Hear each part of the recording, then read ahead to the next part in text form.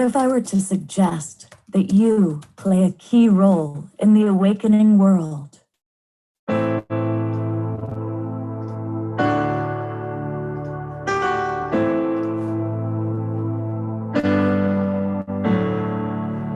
that you are watching this because you have heard the call.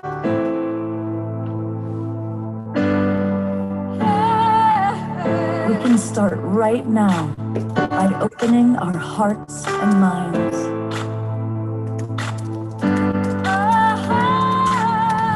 Welcome to the awakening world.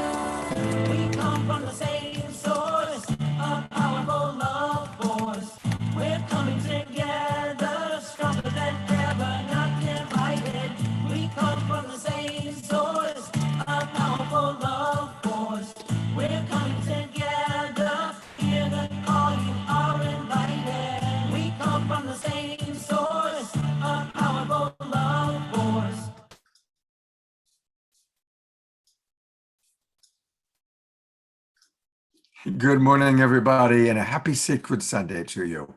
I'm your host of The Awakening World, Scott Thomas, also known as Love Coach Scott. Let's take a deep breath together. I see a lot of our favorite friends are already with us in the Zoom room. And there's Jeffrey Colebrook. He's who leads our dance parties.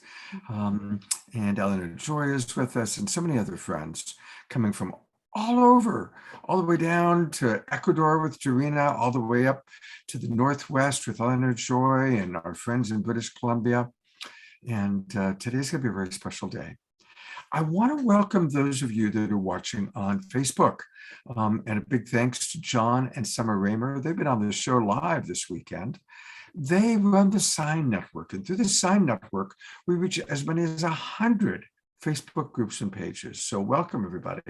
And if you are watching on Facebook, I want to encourage you to go ahead and register for our shows. Here's what happens.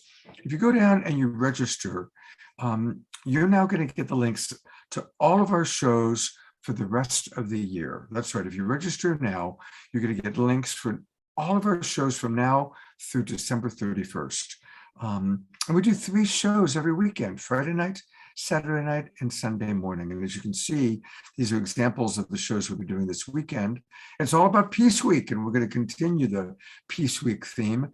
And lots of amazing guests. And these are all people that were with us live over the past couple of days. Today, we're going to be sharing some of our clips from some of our favorite luminaries. But we do have also with us live my brand new co-host, who's fantastic. You've been seeing her. This is Krista Collins, coming to us from the Midwest, bringing that Midwestern energy, those Midwestern values. And of course, we have our beautiful, beloved brother, Omashar. Namaste. This with some music. Hello, Omashar, coming from us, Colorado. Happy Sacred Sunday. It's another Sacred Sunday, and I'm in California. So it's just really cool to see people from all over. So welcome. So today what we're going to do is we are going to be primarily playing some clips of some of our favorite people that have been on the show before talking about peace. And some of these are clips that in fact, these are all clips you've never seen before, other than the first one I'm going to show. I just did an interview with Reverend Michael Beckwith last week that we're going to hear from, and brand new footage from the twin Ray. So it's going to be a wonderful show, and Krista and I are going to kind of share and talk and get your feedback. So we really want all of you to interact with this. It's going to be a very interactive show. So again, if you're watching on Facebook, come into the Zoom room where we can hear you. All right. Marianne Williamson is someone that I think probably we all know, we all love, we all respect. She was on the Saturday Night Alive show several times. She's been on the Awakening World. In fact, we're going to hear a little bit later her perception about what it means to awaken. But because it's a Sacred Sunday show, I always like to start with a meditation. And so here is Marianne providing a prayer for peace for all of us. So let's slow down. I need to slow down. I'm a little hyped up and excited. Let's drop into Marianne leading a prayer for peace. And let me make sure I share sound. I'm so grateful that this is a place where I can actually ask that you join with me. That's what we're doing here together, because we know that the most creative place is not just in the mind, but in the heart. And that has already been said here tonight as well. And so let's all take a deep breath and close our eyes. And see in the middle of our mind a little ball of golden light. And we watch this light as it expands and covers the entire inner vision of our mind. And into this golden light we step, standing in the presence and before the power of the great creator of all things.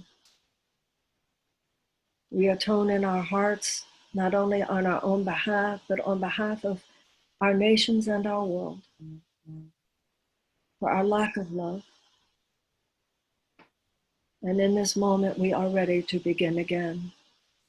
And we pray for a great wave of forgiveness and purification to come upon all our minds and all our hearts. As we now gaze into a different and possible future, in which all are fed, all are nurtured, and all are loved. And we dedicate ourselves to that vision, to that possibility, to that reality. We pray to be used in our own ways assigned, that our hands, our feet, our steps, our actions, our thoughts, all that we have and all that we are might be used for a great rebirth. It is for this that we were born. It is for this and to this that we dedicate the rest of our lives. And so it is. Amen. Thank you so much. It was an honor to be with you. Thank you. Thank you. So this is a little gentle song, and I'm going to sing it in Spanish because it's a global Minga Day, and as Shri and Kira alerted us to last week, and of course Minga in Peru and Ecuador means kind of helping in the community and helping in the world. And this song is called Confiando otra vez en el amor, and in English the chorus is and we all know what we've come here for, and we all feel that our hearts are true, and together we will make it home, and we'll trust to love once more. So.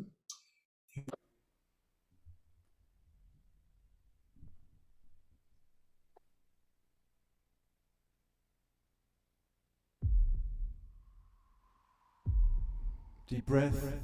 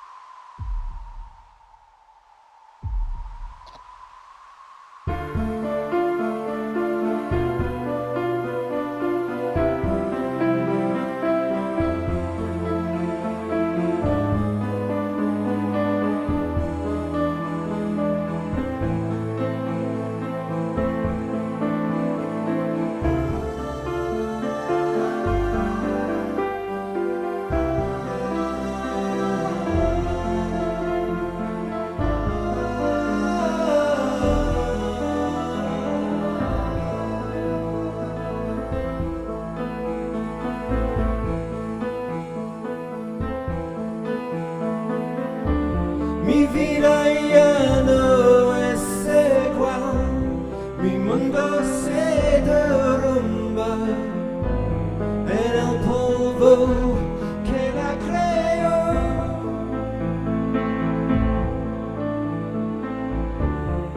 Vacuos sentimientos, contemplación profunda, ascenda con la madre tierra y sabemos a lo que vinimos es sincero. Nuestro corazón lograremos ir a casa juntos, confiando otra vez en el amor.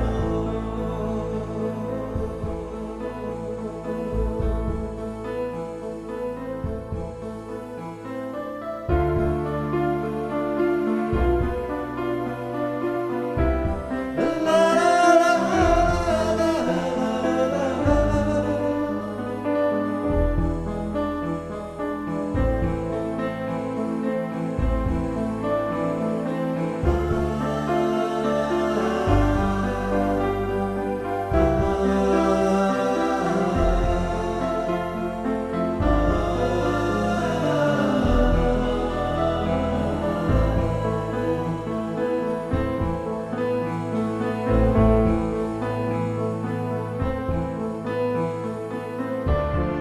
cruzo campos de temores que llaman mi atención.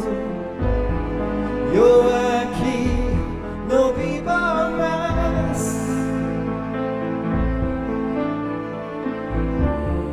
Me entrego al fluir, me da nuevo sentido. Lo que queda es confiar y volar y sabemos a lo que vinimos es sincero.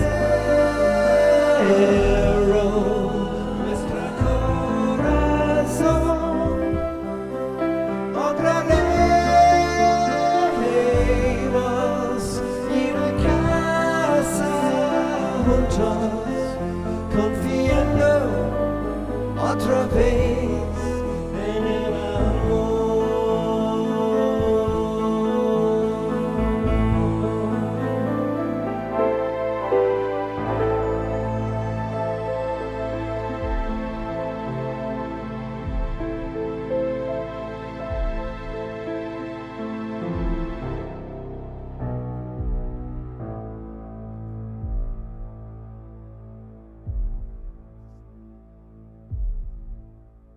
Thank you so much, beautiful Omashar. And a reminder, if you haven't already, please go to Bandcamp. That's where all things Omashar might live. And it's really important for us to support Omashar, who's so generous with his time and his energy, and has made just such every weekend, such a contribution to the awakening world in our shows. And more people are asking for Omashar. Shri and Kira now want him to do the opening and closing, and Tangila's got him at the Super Conscious Music Festival. So you are this is our, lighting up our lives. Connector, Scott is the connector. He is the divine conduit, and so for that, I am honored and privileged. Thank you, Scott. No, well, you earn it. You become a really big part of all of our lives. We all love Omashar. Thank you, beloveds. Yeah, absolutely. Another wonderful new part of our life is Krista Collins. And Krista's been coming on and co-hosting, which I've really been appreciating. How are you doing this morning, Krista? Oh, I'm wonderful. And it's just so fun and such a pleasure to be back here at the Awakening World and with you and Omashar and all of our friends. And couldn't be more excited than to hear from Marianne and let's see, Michael today, Reverend Michael, and everyone else on the agenda. So it's going to be fun to dive deeper into Peaceweek and be part of this beautiful, beautiful message that we want to just share with the world today. Yeah, absolutely. And we want to hear, the weekend has been, and all this week is about Peaceweek. And the theme is peace through unity. And we're going to hear what Reverend Michael has to say about that in a minute. But I definitely want to invite all of us in the chat box. What does peace mean to you? How do you live peace in your life? And what does peace through unity mean? So let's listen to Reverend Michael for a minute, actually for about 15 minutes, because once he gets going, he gets going. Let's hear what Reverend Michael has to say about it. And then Krista and I will come back. We'll share kind of our thoughts about it, and we'd love to hear from all of you as well. So this is an interview I did with Reverend Michael. When did I do it with him? About a week ago. And it's beautiful. So enjoy. In fact, actually, you know what? I'm going to play it in a different way. I'm going to play in the advanced settings, which makes it a little bit easier. Here we go. So, Rev Michael. Here we go.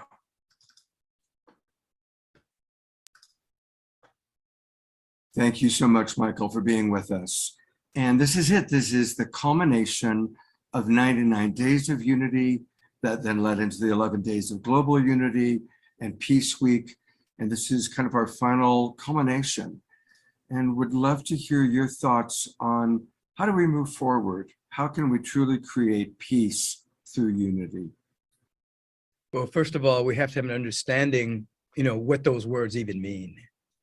When we come to an understanding what unity means is that we are inextricably bound to the universal presence. We're one with the presence in a very way that a wave is at one with the ocean, ocean's waves, sun beams. And this universal presence emanates as each and every one of us as distinct units of infinite potential. The issue is that people are sleepwalking in a sense of separation from the isness and the nowness and the foreverness of life itself. And in that sleepwalking state, there is a sense of scarcity, a sense of lack, which produces immature competition. It produces jealousy, envy, malice, greed. These tendencies emanate from a very limited perception that limits the dynamic of peace. Now, peace, as I describe it, is the dynamic of harmonizing good. Peace is not merely the absence of conflict or intensity or negativity. Peace is a quality all of its own. It's a quality just like love. It's a quality like beauty and joy and harmony. It's a very real quality that's intrinsic to us. But when our perception is limited, we block our own peace. And so what happens is when individuals don't understand their unity, when they fall asleep to it, they move into the world with a limited perception. And from that limited perception, they produce very limiting experiences. And so we look at the world, and the world is the condensation of previously held beliefs, points of views, opinions. So when we look at the world of discord and tumult and worry and doubt and hate and wars and rumors of wars, that's the condensation of a perception of separation. So in order to have peace, we have to come back to a sense of unity, which we get either through pain or through insight. If an individual or humanity has enough pain, then they become available to more insight, more compassion, more love, but we don't have to grow that way anymore. Now the universal teachings have been centralized all around the globe. They're not, they used to be, hundreds of years ago, it used to be centralized around in singular figures, Kuan Yin, Jesus, Buddha, Zoroaster, individuals around the world, and they had cultural implications to it. Well, today, these teachings are everywhere. And they're not centralized around an individual. They are everywhere in our society. 40 years ago, these teachings were on the peripheral. Today, they're central. Everyone knows about the law of attraction. Everyone knows that your thoughts can either make you sick or make you healthy. Everyone knows that your perception produces experience. We all know this.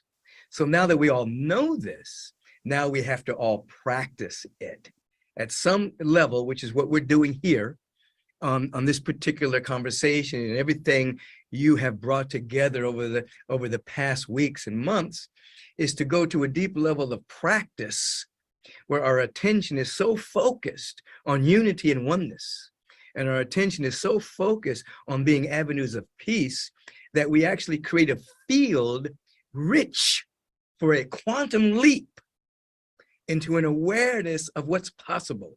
Now, a quantum leap is going from one level of a consciousness to another without a ladder.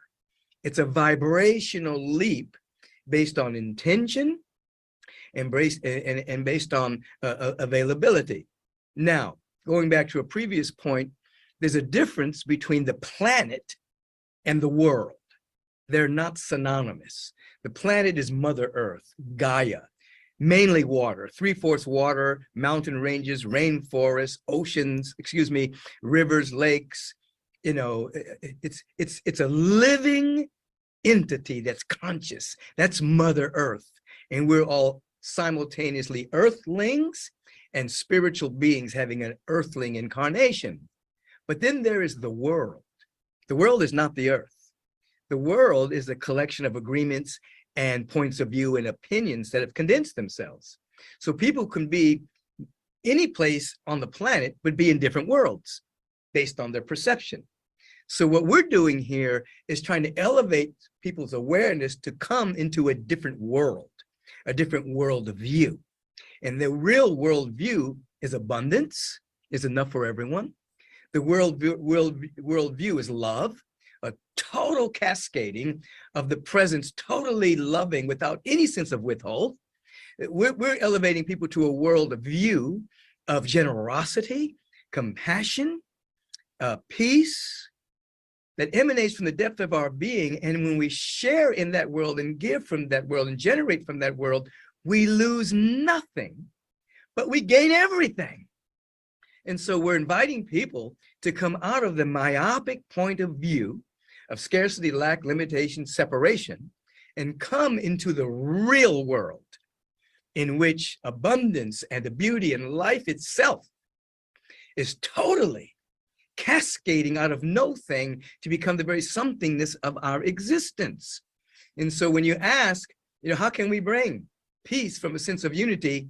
The consciousness of unity is extremely important. And today, metaphysicians and mystics have been teaching this for hundreds of years. Today we have allies in science. The mystical marriage has happened again. What was divorced in the Middle Ages, now the marriage has happened again. You have evolutionary biologists, you have quantum physicists, you have epigenetics, you have individuals that are now basically sharing scientifically what metaphysicians and mystics have been teaching for years, that we are inexplicably bound, integrated in the fundamental reality of oneness. There is no separation. It's an illusion. And so through affirmative prayer and meditation and life visioning and sacred conversation and high fellowship, we break the limited perception, embody insight, and we begin to live in the world of unity right now. And it's not an escape. It's not pretending that bad things aren't happening on the planet. It's not burying our head in the soil and pretending that there aren't issues. It's the exact opposite. When we are fueled by a sense of oneness and unity and peace, we go into the world, but we are of a higher frequency. We're actually bringing into the world love and peace and harmony and joy. We're actually bringing compassion, kindness. We're bringing it into the world so that we become vibrational clearinghouses. We actually become clearinghouses that can basically transmute the thought forms emanating from the separation, transmute them to a higher frequency, and we literally become untouched by the lower frequencies because we're vibrating too high to be touched. However, we can have an impact on the lower frequencies. So understand what I just said. The lower frequencies don't have an impact on us, but because of our higher frequencies, we have an impact on the lower frequencies, which begin to speed up and vibrate at a higher level. So we can literally change the world through having a real sense of oneness and an intention to be a vehicle of peace, not pretending that destructive things aren't happening, not pretending that hate isn't in the world, but coming to an understanding that love is more powerful than hate, that peace is more powerful than discord, that joy and beauty are more powerful than seeming ugliness. They vibrate at a higher frequency, so they're more potent, more powerful.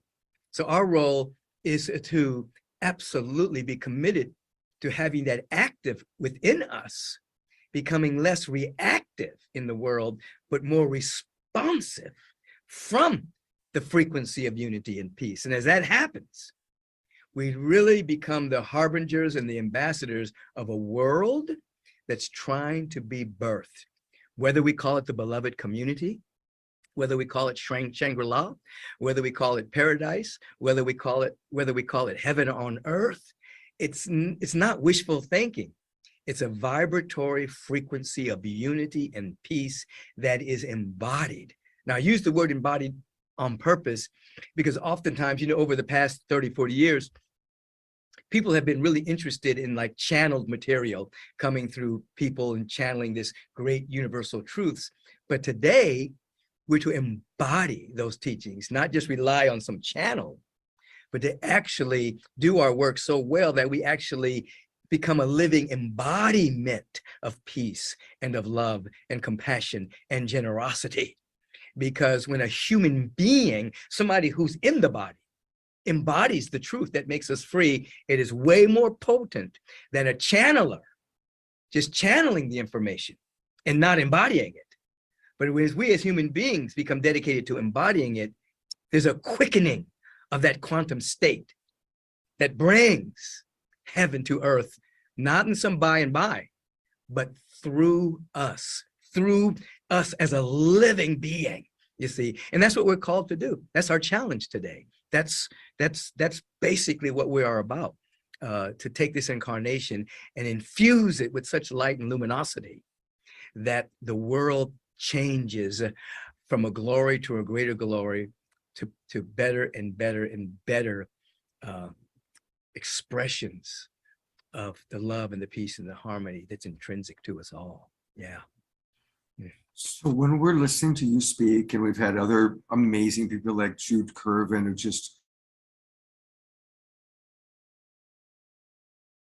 I just realized that's a good place to pause. He spoke about your practice there, Krista, epigenetics. And you're muted, by the way. Yes, he did. That was great that he brought that up. And well, let's. What stands out for you, and then we'll read some comments from our friends. Yeah, I took a few notes as I listened to this, and of course I listened the other day too when you shared it with me, so I could preview and just have this kind of marinating until our show today. And I think the biggest thing for me is just that, we don't have to do this from a place of pain anymore, right? That these universal teachings are available to all of us. And for me, knowing that and being awake to that, taking the opportunity to do my part in the world. And I love also how he just created that distinction between the planet and the world. I think that was beautiful. But how can we have that deeper practice that we personally embody? Because when we do that, then that is what radiates. Then we embody that light and that actual realm and frequency of what it is to create peace through unity. And I always believe that peace begins with me, right? I think there's even a song that I grew up singing at church or something like that, that when we make that personal decision to embody that is what actually ripples out into the world for us to all come together and to be that example to each other. So those are some of the things that really stand out to me. And just to add to, him bringing up metaphysics and epigenetics, it is awesome to be able to embody some of those things that have spoken to me on a very cellular level of my DNA, understanding how our personal choices affect our genetic expression or affect the way that we show up in this world. And when we can embody that ultimate expression of who we are from a genetic standpoint, then what does that mean? What possibilities become available because of what we can bring to the world and how we can also share that with others? So those are some of my biggest takeaways that I'm seeing a lot of comments come in, and I'm just excited to dive into what everyone else thinks. And of course, Scott, because you spent that time one-to-one with Reverend Beckwith, all the things that maybe you have been able to extrapolate from that too, and to bring to our family today. Yeah, I've been blessed. I've known Michael for almost 40 years. We go way, way back. He's been on several of my television shows. I went to Jamaica with him in 1995. And one of the things he said to me a long time ago, when I was a little bit more of an activist, and he probably, what I'm about to share, he probably said 25 years ago, and it really stuck with me. He said, don't worry about all the things going wrong in the world. The corrupt government, it'll all automatically just fall away. Our job is to build the new paradigm.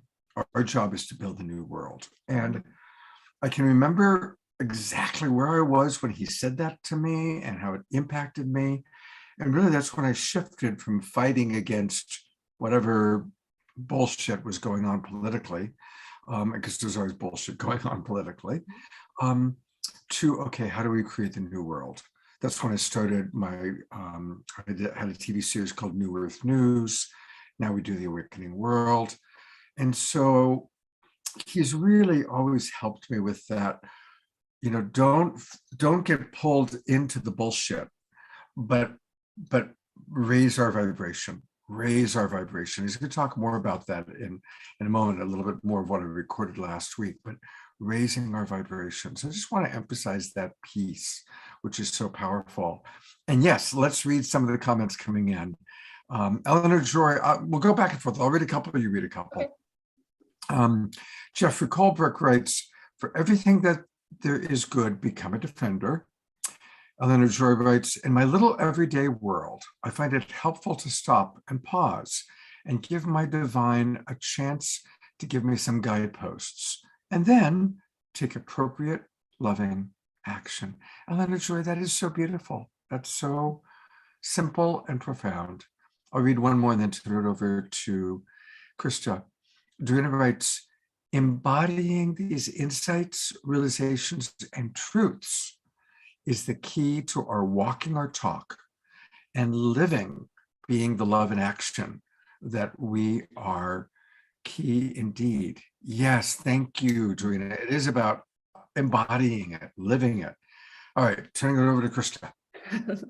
I love what Eleanor Joy says too. An issue arose this past week, giving me a chance to practice this. And it goes back to what Reverend said, that through pain, we get this insight, right, in order to make shifts and changes. So I've also had that, and realizing that there's so many practices that I've learned that I'm not really practicing on a consistent, non-negotiable basis. So Eleanor, thank you for bringing that, because it's just this show today is so divinely placed, I think, in all of our lives to say, how can we level up for ourselves and for humanity and for peace through unity, right? And us all coming together to support each other in that. And then let's see, Shauna says, I love that Michael said that heaven on earth is not wishful thinking. It's real and possible.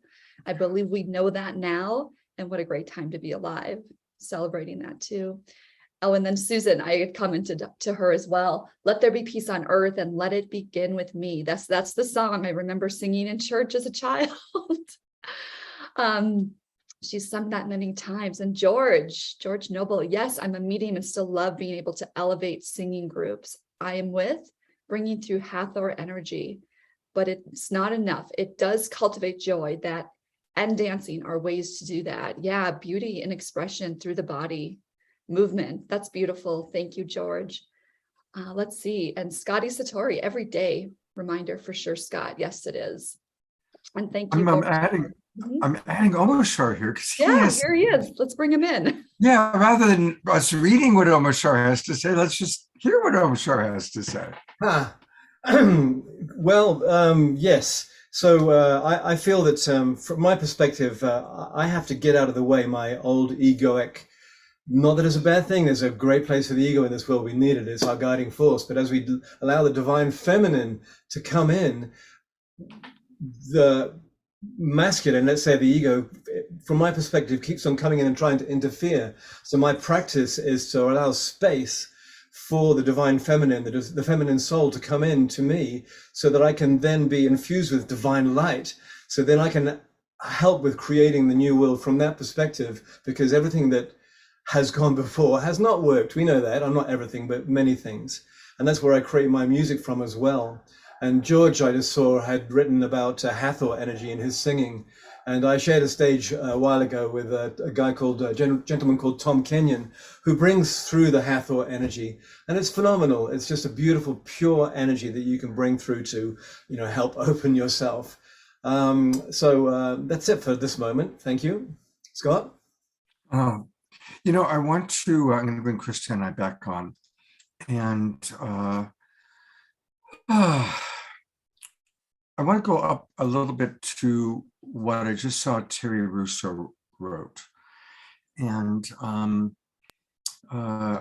we don't get into politics very much on this show, and I don't take a political stance, or I very rarely do.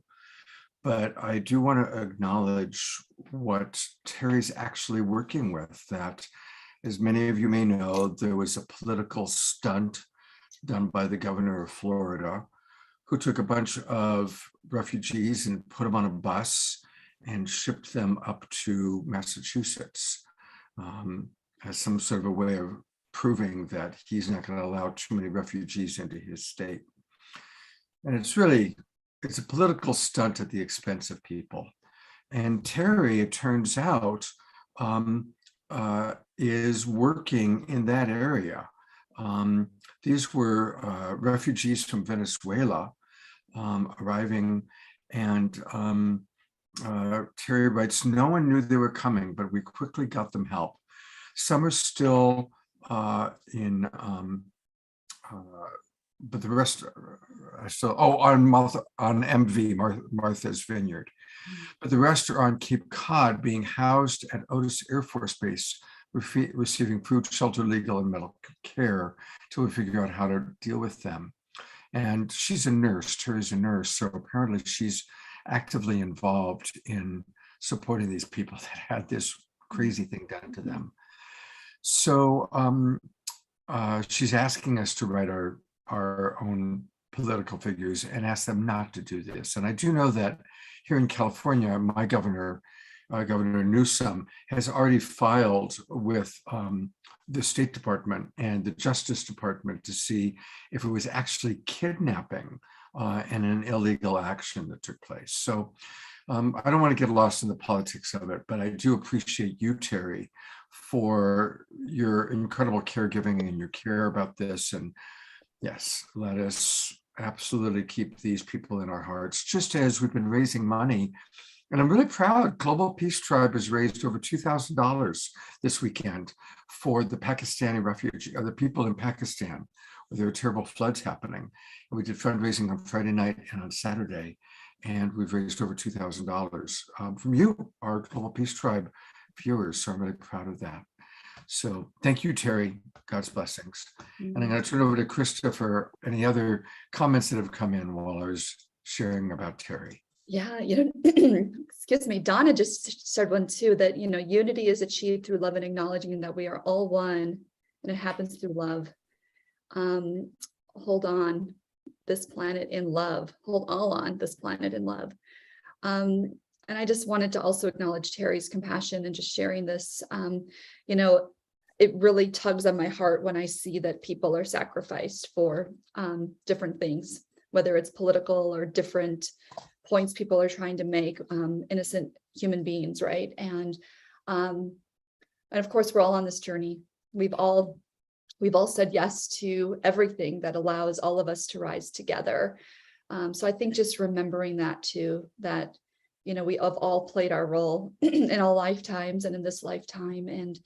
And I think the biggest thing for us to remember is just the compassion, and that we can just have deep love and compassion for each other.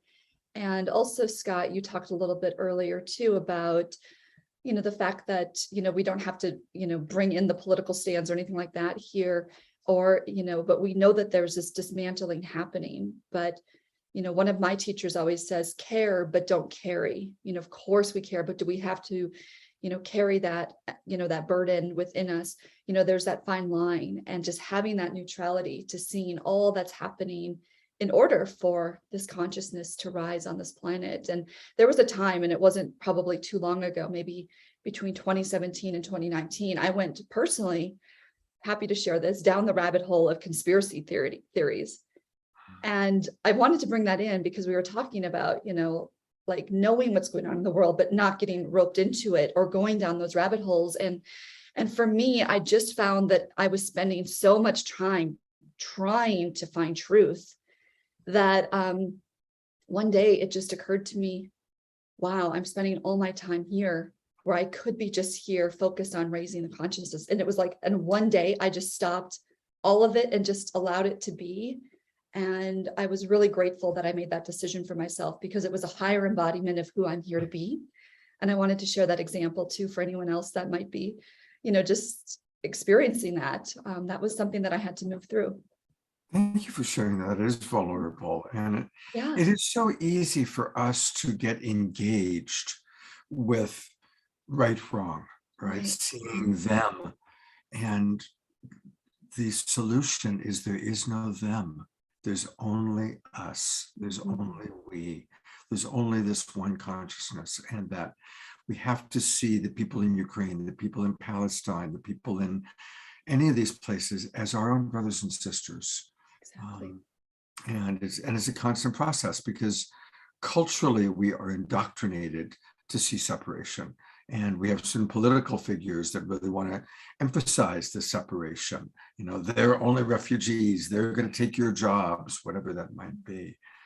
And for people to take sides then, and that's of course just creating more separation through their own separation. And there was one comment that Scotty Satori made too that I really wanted to just highlight here. Don't fight the darkness.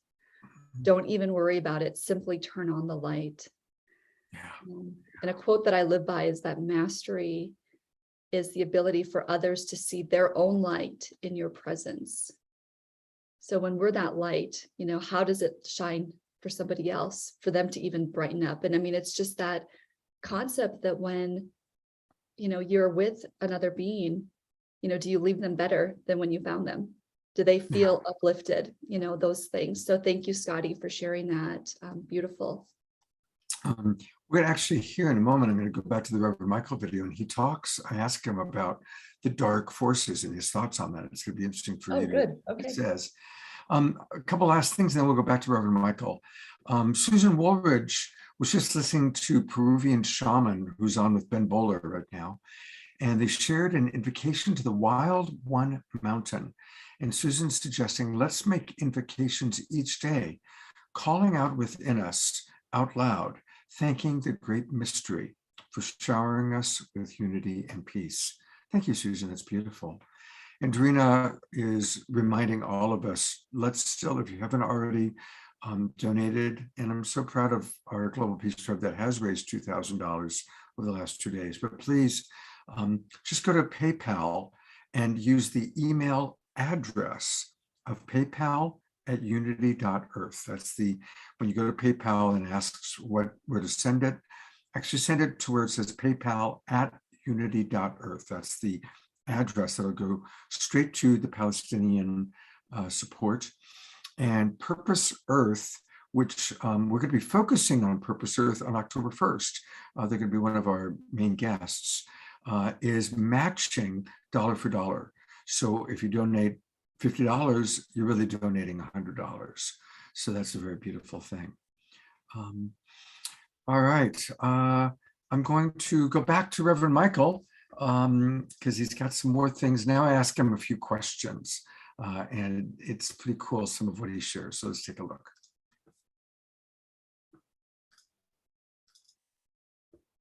listening to you speak. Oh, I want to make sure that I clicked sound. Yep, I did. And we've had other amazing people like Jude Curvin, who just announced her unitive narrative. When we're in meditation, when we're in prayer, we're in that state, we remember it. But when we're out in the world, when we're working, when we're at the market, when we are seeing horrible things coming through the news, what's a practice, a tool for us to embody the oneness, to embody the higher vibration? I call some of the practices, one of the practices I've taught recently is called a transformational rant. What I mean is, recently I was traveling and I was at the airport, and the gentleman who was checking to see if you had a pre-checked ticket or not, you know, as people were passing by, he was looking at the ticket and he was saying, hey boss, you're wonderful. Hey boss, you're great. You're sweet. He did this to every single person traveling all day long. And he was full of energy.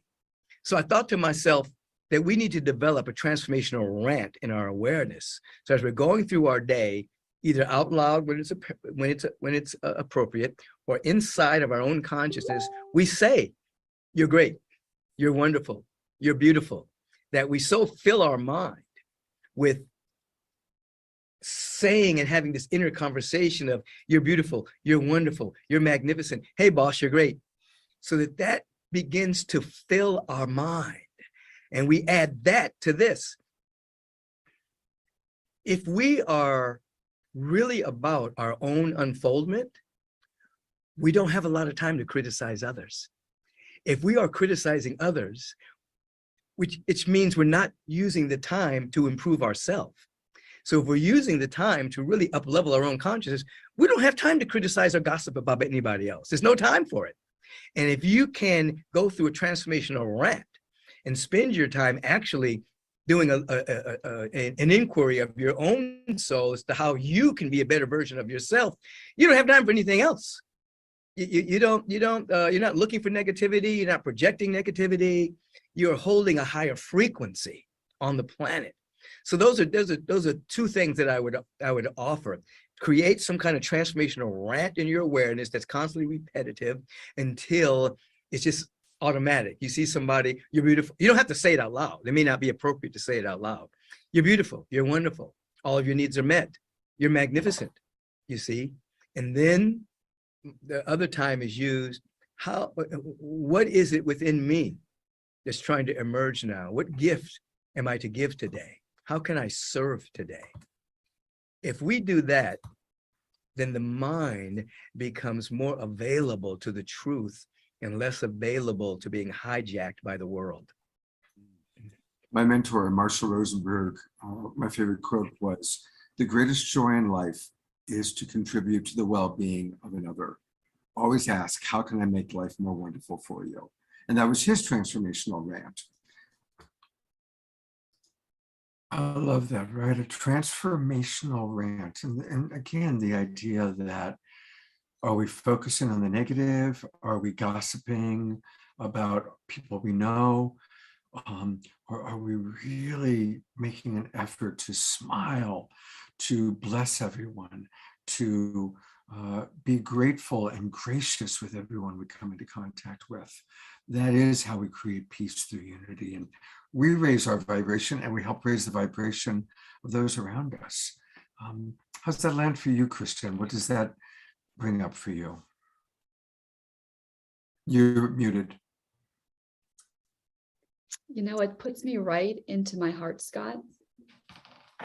And it's, I've had the beautiful honor recently, as you know, and I can share this with our family too, to spend a lot of time with my actual family that I've been born into, and just making the time to do those things and to just be in holding that vibration of love has been a really beautiful opportunity for me to practice that, especially when, you know, I find that I'm one of many, or one of not, how do I want to say this?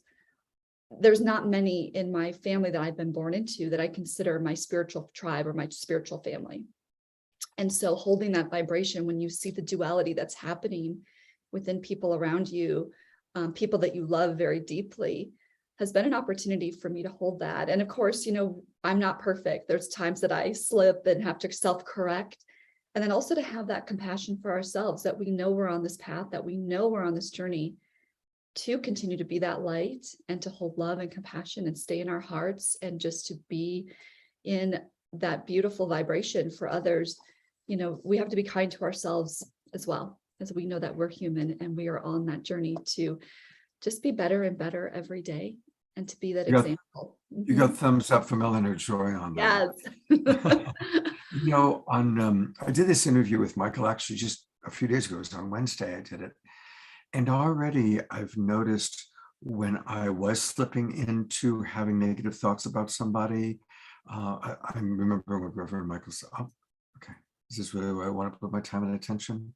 Is this really where I want to put my focus?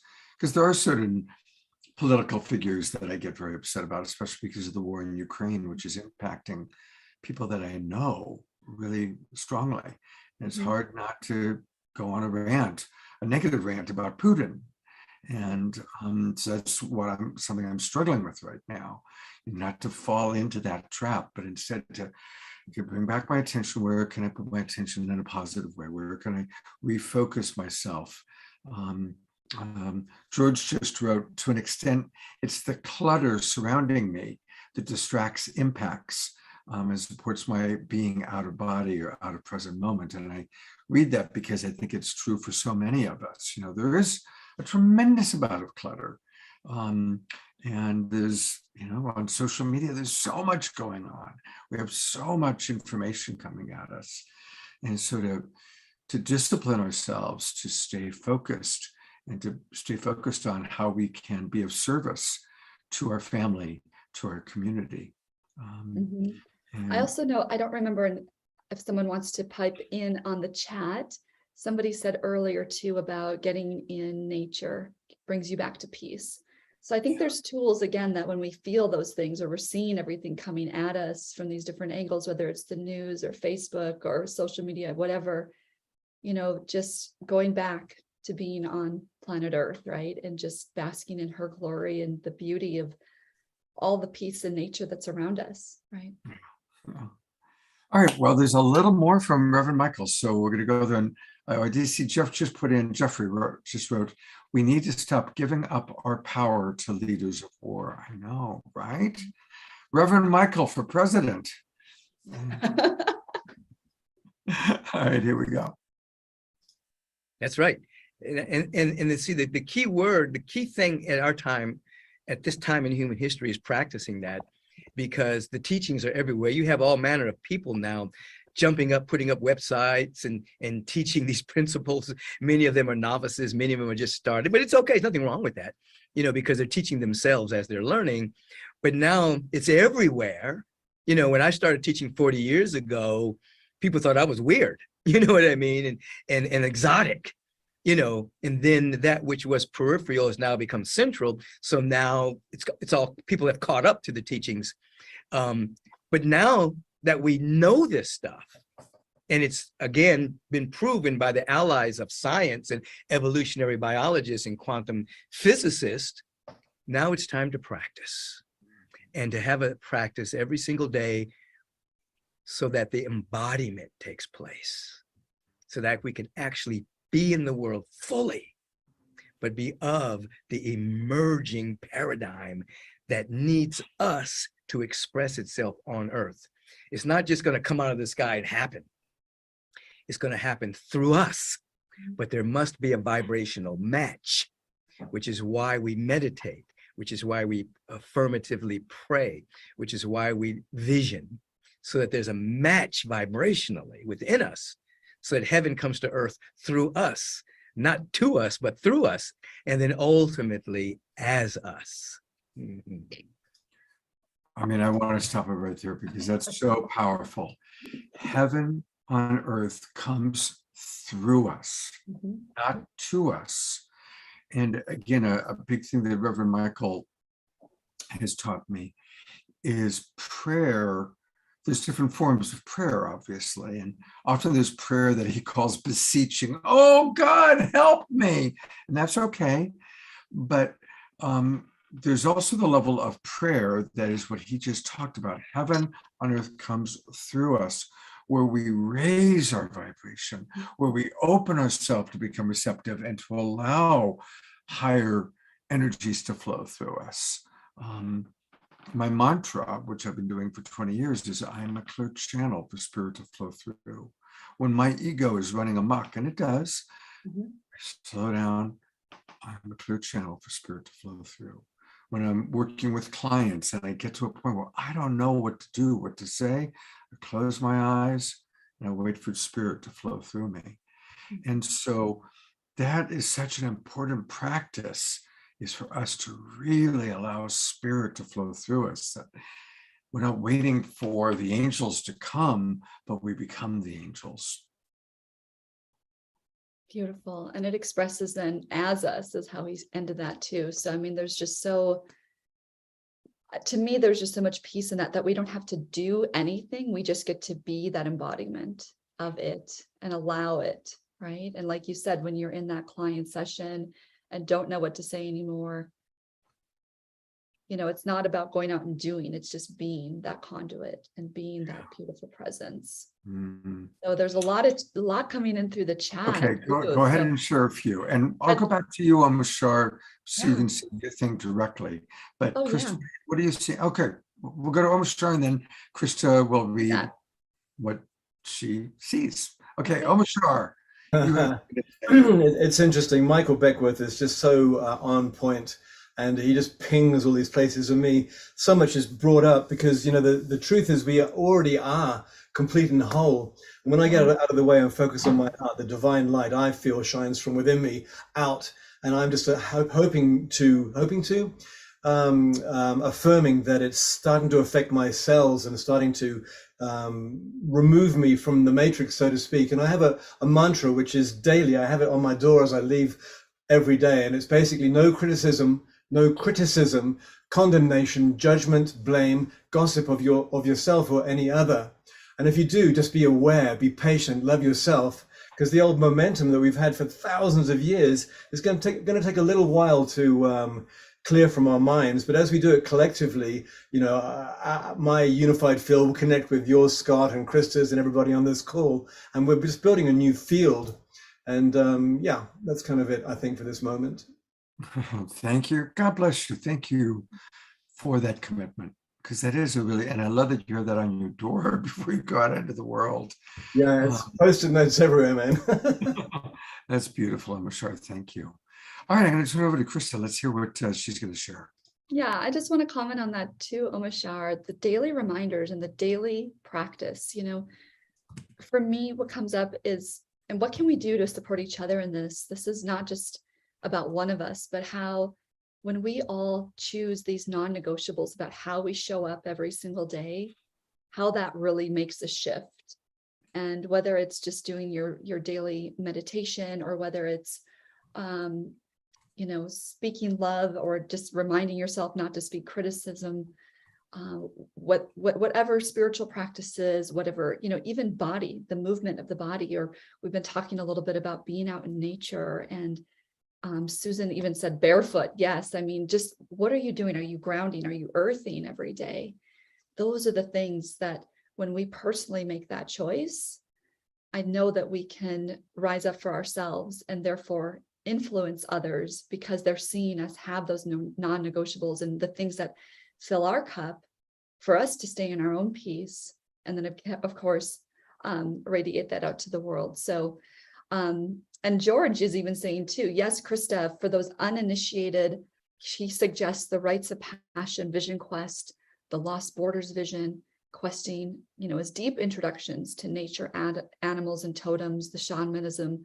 And then I also know that, you know, Eleanor Joy said she just got a lot of inspiration through a mini tarot reading yesterday, and just that reset of maybe just what to do and what was said, that became very clear for her through that reading of what needs to change, or what kind of tools she can utilize. So just know that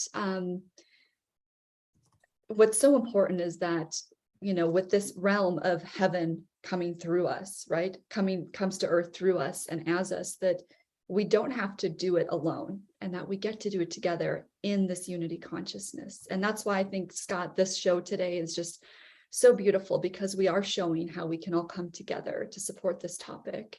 Yeah, it's beautiful, isn't it?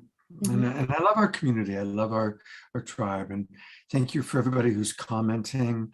Also, I do want to acknowledge a lot of people that watch this show, watch the replay, watch the recording. So if you are part of the 35 or 40% of the people that watch the show on replay, we love you too. Well, thank you. We love you too. You can always put comments into the chat box on YouTube, because I do often get those. All right, let's go back to a little more Reverend Michael. We've got a little bit more left here. Yeah. Are you optimistic that? Yes. Yeah. I'm optimistic, because an optimist is not someone who believes that there are no issues. An optimist is just someone who knows that there's a solution to every issue. So every issue that we're facing, there's already a solution to it. There's no water shortage. We're 3/4 water. So the technology already exists to convert water into drinkable water. It already exists. There's already technology to take the soils that we have rendered inert through the misuse of a crop rotation. There's already technology to transform the earth.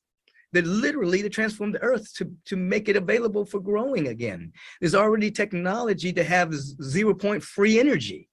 There's already technology on the planet right now for healings and modalities of health that aren't yet available to the public. So there's already solutions to the issues that we're facing.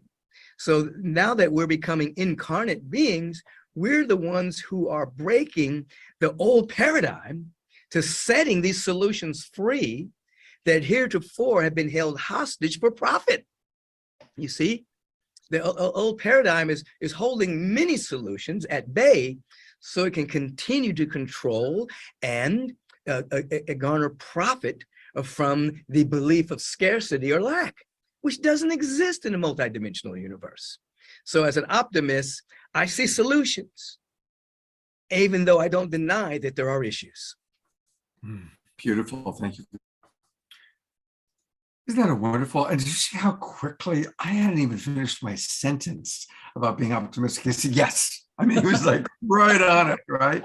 But then a beautiful definition that it's not about rose-colored glasses, but it's like find the solutions. What are the solutions? Yeah, and there are only solutions. I mean, that's typically, the way that I think we all want to show up, but then, to remember, like, we don't have to get stuck in, adversity, and just remember that there are only solutions. And I've seen a few people recently spell solution, SOUL, like a I love that. Mm-hmm. I've not seen that before. That's awesome. I love that. Yeah, I'd love to see, does anyone else have any thoughts on that? Well, Jeffrey Colebrook, of course, because he's always reminding us about what's happening with Nassim Haramein and the science of free energy. It's here. Gravity control is here. Absolutely. Linen Leaf, as we ask for maximum grace, I love that term, maximum grace to change our old ways, maximum grace for us all. Absolutely. Love evolution is the solution. I love that too. Shauna writes, it seems we're all in a process of initiation for birthing this new earth. Yes. She continues, I remind myself that we'll get through this. I will get through this and believe we'll be our true, beautiful expression of our soul. All right, I'm going to go back. There's a little more Reverend Michael that I want to share with everybody. That definition. Last question. Some say that heaven on earth is already here and we just need to become in that same vibrational frequency like you were talking about. Others say that there has to be a mass collective, enough individuals need to embody the vibrational frequency before that happens. Is it which of those, or is it both? How do you? It's both. It's not an either or. Right now, heaven is here. Right now, infinite potential, infinite possibilities surrounds us right now. There's an eternal broadcasting throughout all creation saying, let there be life, let there be light, let there be beauty. That's happening now. And at the same time, every time someone breaks through from the limiting paradigm and has a breakthrough, has an insight, they're adding to the field of receptivity that quickens the day in which all flesh shall see it together. So it's both and. It's here and now, and many people are already living in it, and the people that are already living in it are adding a kind of a momentum so that other people can see it more quickly. In other words, the veil is thin, you see. And as anyone rises up, there's a quantum statement that's attributed to Jesus the Christ, Yeshua ben Joseph, when he said, supposedly, as I am lifted up, I draw all unto me. That's a quantum statement. As I go into a higher frequency, I bring everyone up. So as each and every one of us move up, we don't, it's really no up or down in an infinite. It's really, as we expand our awareness, we can use the word up and down as a linguistic convenience. We draw others into that frequency. So it's both. It's here now, and more people will see it as more people are being it. I've got to ask this last one. So we'll get back to that last one in a moment. So again, raising the vibration and really expanding our awareness, which is what we're doing on the Awakening World, what we do on these conversations, and uplifting each other. Krista, any comments you want to read or anything that comes up from you that you want to share? Because one of the things that came up for me that I'm happy to share, and to see if this resonates with anyone here too, when he was talking about the up and down, I was realizing that on my journey, there's been a lot of peaks and valleys over the last, I really started a very strong path on my spiritual journey in 2012. So it's been a little over 10 years that I've really been into the self-healing and just doing all the things to rise into my own consciousness of the highest expression of myself. And there have been times where, I'm really high and then I'm really low. And maybe I could stay in a depression for weeks on end and not want to bother my friends because I didn't want to bring them down with me. And what's happened probably since about 2019, I started to realize more about unity consciousness, how we are coming together. And I was starting to get connected to different tribes like Global Peace Tribe, where I realized that because we do rise together, we don't have to go at it alone, and we don't have to have those peaks and valleys. And right now, the way I look at it is I kind of have a couple waves from time to time, right? And in that, there's no more peaks and valleys in my life. Like they just don't even exist because I've chosen that higher realm. And I've also chosen to, when I need something, to reach out to someone like you, Scott, or somebody who can support me and realize that I'm not bringing them down. That was my own belief that my ego was creating. So moving through those belief systems as well, that we are here to hold each other up and to not have to go at this alone. And that is the realm of heaven on earth. That is unity consciousness. That is peace through unity consciousness. Oh my God, that was as beautiful as anything that Michael said, really. Thank you. It touches my heart. And, for anyone who's watching that is going through depression, is going through a hard time, a wonderful two things to remember. One is you can always just ask, hey, do you have the space to give me some support? You can always ask.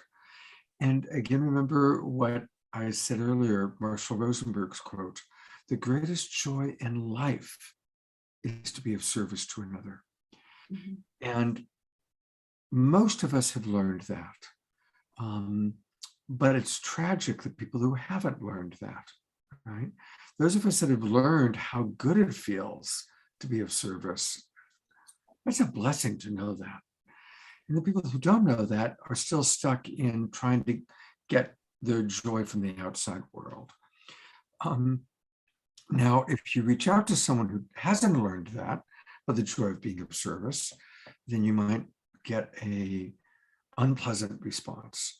So pick the people like here, the people you see on Global Peace Tribe, the Omashars, the Kristas, the Scotts, who are going to, oh my God, thank you for reaching out. When somebody reaches out and wants support, when that happens, I always feel honored. The first thing I say is thank you. Thank you for the courage to reach out, because it takes courage when you're depressed or when you're struggling. It takes a lot of courage to reach out for support. And even, I just recently had an experience this week where someone who's been a guest on my show, and I love her, reached out for support. And she reached out for financial support for something happening right away, like happening this weekend, and was hoping that I could do a whole Awakening World show on it. And I just couldn't. The weekend was already full. I had already committed that the money we're going to raise this weekend was for Pakistan. We already had a full agenda. And I had to say, no, I can't provide the support that you're asking for. And it was really hard. And I spent a good half hour on the phone with her, and I referred her to someone else who might be able to help her. And it was a tough one, because I knew that she's a little bit desperate and she really needed support, and I love her and I care about her. And I noticed my immediate first reaction is, don't do this, Scott. You can't take this on. It's too much. And then when I got home, she called me while I was driving. When I got home, I tuned in again and again. I got, no, I can't provide what she wants. So I'm sharing this story spontaneously with everybody, hopefully as a process that it's always okay to ask. And it's also okay for us to tune in and say, I thank you for asking. And I can't do it right now. I'm already too full. And so this is part of our journey in life, but to have compassion and appreciate, and then see maybe where we can redirect the attention, redirect the energy. Scott, what a pivotal story, and that's it's so hard, because of course we want to help everyone, but we also have to say yes to ourselves and know that boundary of, what is taking on too much. And maybe there was somebody that could support her in a different way, everything. And that was my hope. That was my hope. Absolutely. Yeah. One thing that's coming up for me too in this conversation is I'm just thinking about sometimes when I've needed help, but I haven't been willing to receive. And I think this is another topic about unity that we can just touch on here, is that we are so programmed in this society to give. And receiving has been a challenge for me at times, because, I don't want to feel like I owe somebody something, or if they do this for me, I have to do this for them. And so to remember and learn and know these universal truths, that there is nothing ever missing. There is always the give, the receive, the yin, the yang, that equal balance. And that the programming that we were born into, that was here before all of us, was that you have to give. So for us also to hold that vibration and frequency of unity consciousness, that it is just as worthy to receive and to be held and to be supported through times where you need to receive and you need support in order to step into a higher light. Absolutely. Thank you for bringing that up. Again, another client I worked with yesterday, and he's really struggling with receiving because he's very involved in climate change, and he's very worried about what's going on, and it's not getting better, it's getting worse, and he feels like he has to work harder and harder. And most of us have that. We were raised with the Judeo-Christian ethic of it's greater to give than to receive, or even, martyring yourself. Growing up, I've always, as an adult, had the fantasy of what if we grew up in a church that instead of worshiping a guy who was crucified, tortured and crucified and died for our sins, what if we grew up in a church where we saw, instead of Jesus hanging on a cross with blood dripping down, we grew up in a church where we saw Jesus in sacred union with Mary Magdalene, right? And they're in divine union. And that's what we're celebrating. And that's what we're aspiring towards. We're not aspiring towards martyring ourselves, but we're aspiring towards divine union, whether it's with another human being or whether it's with the divine feminine, the divine masculine within us coming together. And so, yes, it all comes back to, how we were indoctrinated, and we have to change that. And self-love is not selfish. Right. The more we can fill ourself, the more that we have to give to others, because we want to give to others. Yeah. So, Yeah. Laura, I noticed that Jay Mayer is in the house, and I just want to acknowledge Jay, who I'm not going to ask him to speak, but I'll put him on camera for a moment. There he is, Jay Mayer, who has been very supportive of the Global Peace Tribe. And thank you, Jay, for all of your support. And thank you for Light Touch. I don't know, Krista's new, but I'll have to share with you all about Light Touch. It's something that Jay has brought into the world, and it's about touching ourselves or others very gently and doing affirmations. And it's a very, very wow. practice. Beautiful practice. I'd love to learn about that, Jay. Pleasure to meet you. All right, I've got one more question for Reverend Michael. And my God, we're already 11:15. We haven't gotten to the Twin Ray. We haven't gotten to Sharif. We haven't gotten to Andrew Harvey. So we might go a little bit longer. Can you go till 12 noon today? Yeah. I certainly can. And if anyone can't, I guess they can catch the replay, right? Okay, great. Okay. Here's my last question for Reverend Michael about the dark forces. As we and the people watching this program are lifting up, do you believe that there are dark forces trying to bring us back down? Some people believe that, some people don't. What is your thought about that? There is what you call ignorance that has hijacked individuals' minds, individuals with bodies, individuals without bodies. And in that ignorance and operating from a sense of separation, they have a tendency to try to block the light, you see. But they are less powerful than the light itself. So it's egoic.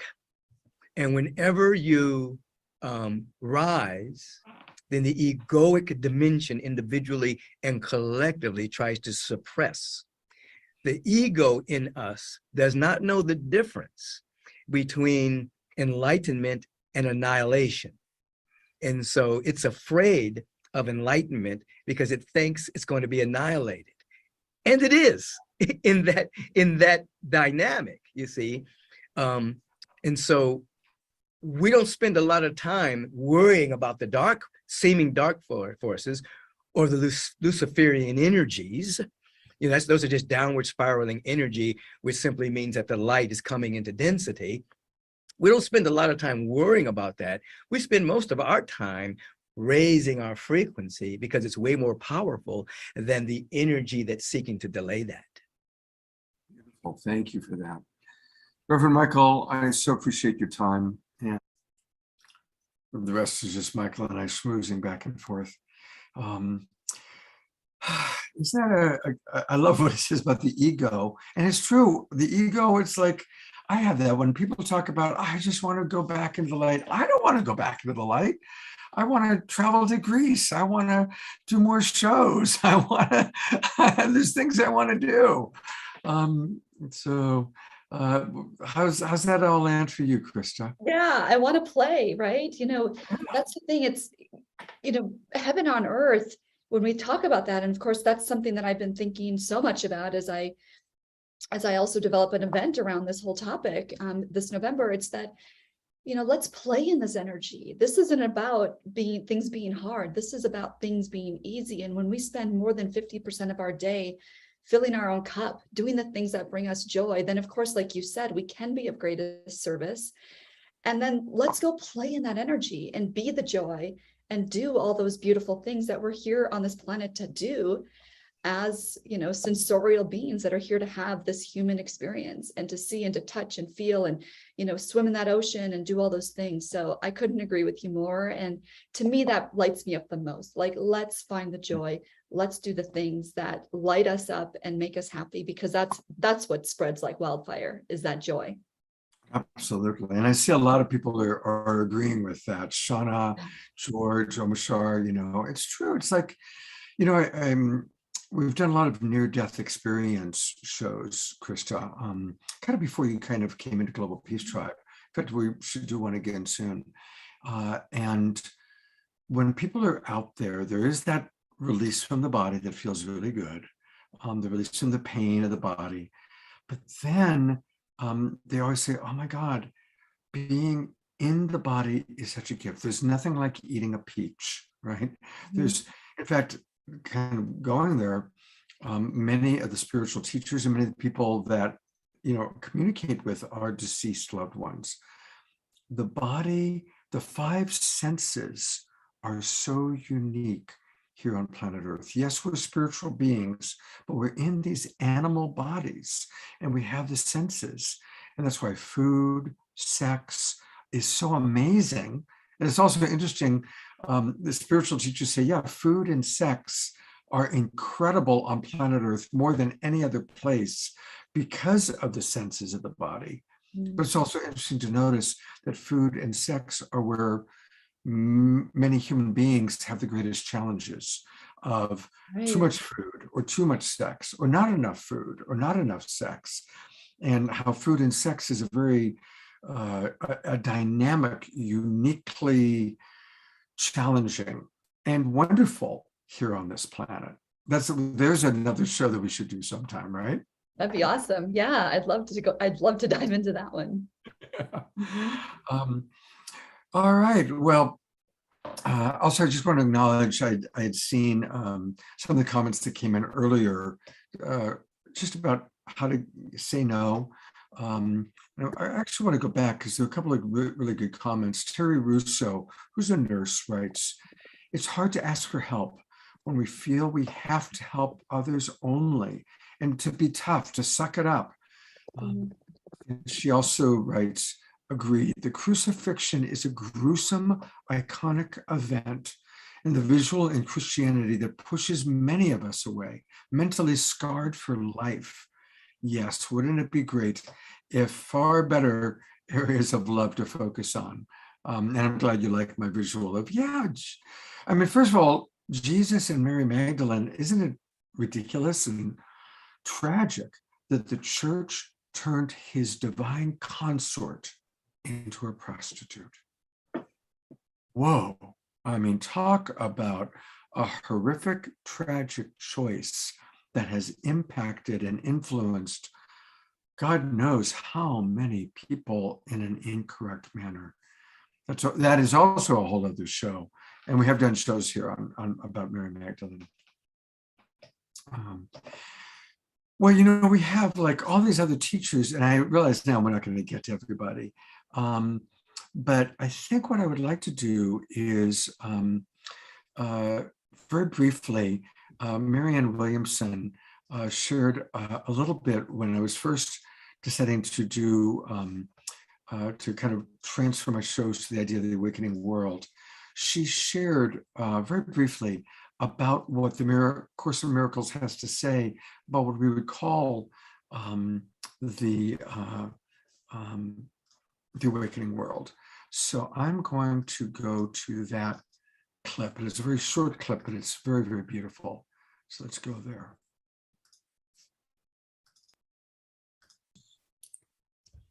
A Course in Miracles tells us that the world is a dream, and in our dream state, we have fallen into a nightmare. A lot of us think, well, if only we could awaken. But the Course in Miracles says you can't go from the nightmare to awakening. You have to go from the bad dream to the happy dream. The happy dream is the awakening world. We're in the process of awakening. The bad dream becomes a happy dream. A planet that is infused with so many warlike situations, people killing each other, atrocities, becomes a world in which war is merely a memory. A planet in which there is so much unnecessary suffering becomes a world in which there is no unnecessary suffering.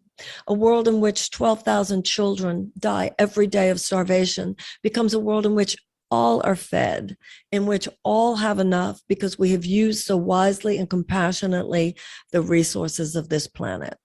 a world in which laughter and love and song and forgiveness and dancing and merriment is the dominant human experience. Once we get there, once we're a happy dream, then we will awaken and we'll be beyond form altogether. That's what we're doing, right? We are changing the dream from the dream of the war and the poverty into this awakened world. And it is so important for us. That's why we come together. We lift ourselves up. And it's human nature to be in a depression. It's human nature to be discouraged. So that's why we lift each other up. And hopefully here on the Awakening World, we're providing hope and inspiration to lift us all up. What comes up for you, Krista, when you hear Marianne? Yeah, she's just been such a great teacher to me over the years, and having read A Return to Love, it's just so fun to be able to comment on her. And I just believe that everything that she shares is just so true, and that she was years ahead of her, what do they say, years ahead of her time, having read Course in Miracles so early on in her life, and just making such leaps and bounds in her life to influence others in such a positive way toward unity, and taking that stand and being a woman. I just really respect and admire everything that she's stood for, and all that she teaches for us to be in unity and to find peace through that unity. Well, I can't believe how quickly the 90 minutes has gone by, but I do want to show some twin ray. Let's do it. As we talk about heaven on earth, I've had a blessed life. I've known people like Michael and Marianne for a very long time. I've interviewed all these wonderful authors, but I gotta say, Shekinah Ma and Sananda Ji are as high, they are living in heaven on earth reality. They are, and I've stayed in their home for a week. I've hung out with them. I text and talk to them almost every day. And they are truly living at such a high level of consciousness. So this is a clip from just, I had them on the show. We did a special event with them 2 weeks ago, yesterday. So this is very recent, talking about heaven on earth. So let's hear what the twin ray have to say. So heaven, as the topic of today's satsang, is living heaven on earth. So what is heaven? Heaven is your home. Heaven is your true nature. If we look at the etymologic origins of heaven, we can see that it means either sky or heave, to heave up, to lift up, to ascend, be brought higher. It also is etymologically related to Havel, or the wheels of destiny, the wheels of life. Also the chakras are also known as the Havels. And what does that signify? It signifies that everything in life has its cycle. Every moment in life is cyclical. And those wheels of destiny and how they are lived through decide the destiny of the being. And you integrate that concept of seven heavens, those seven filaments, or the seven rings, or even the seven planets, and how they interconnect to the seven chakras of the body, or the churches, the seven churches, as it was spoken in the book of Revelations. And so these wheels, or these vortexes of life, is your perception. And one of the pathways is to ascend your perception to absolute truth, to see that unwavering truth, the truth of yourself. And so the spiritual journey itself can be seen in answering three main questions. Who or what is God? What is all of this? What is the universe, the multiverse, all of creation? What is the meaning of this? What is this? And who are you? Who is self? Who are you really? What are you? And when you go deep enough and you excavate and you start looking into that you realize that the same answer, it's not so much an answer that you can give through the mind, it's an answer that can happen through your direct realization. And that direct realization answers those three questions. But one answer applies to all three questions. Yeah, and what's the promise here? The promise is total fulfillment, is total utter fulfillment in your life. A happiness that doesn't leave you, a love that isn't taken away from you from moment to moment. The love that you are shines brightly into all your experience of life. And that's because love, true love, cannot be taken from you. It cannot be added to you, and it cannot be taken from you. It is the essence of you, and there is nothing that can ever change that. Not what you've done, not what has been done to you, nothing ever can taint that love, ever. Because it's your true nature. Ever. And so really there's only really one message here and one outcome. It's, what are you? It's that love. What is heaven? It's that love. But that love can be understood from different perspectives. It can be understood from the physical level as what you love doing, what you love experiencing, what brings goodness into your life, what you interact with. It can be at the emotional level, at the relationship level, where there's that feeling of love to someone or something, or to yourself even. Love at the mental level could be having a deeper understanding and loving unconditionally with no judgment, just holding absolute compassion for yourself and all beings. And love at the spiritual level is that unconditional, undivided principle, that true nature.